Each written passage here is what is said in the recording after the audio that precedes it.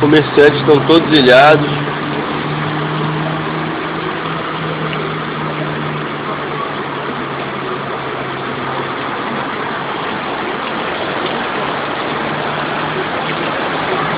Rua da Feira, o trânsito tudo parado na Rua da Feira. Todo mundo com medo de atravessar.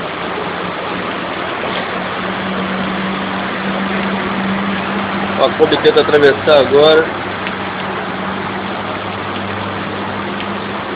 Outros carros tentam atravessar agora a Rua da Feira. Bangu.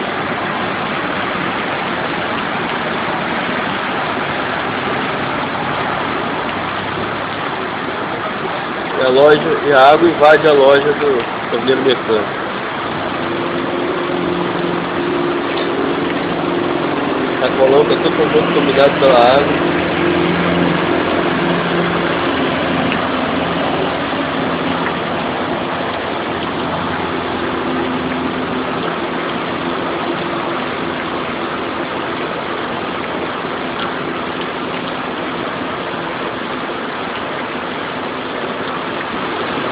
Pessoas tentando voltar na Rua da Feira. Caos total.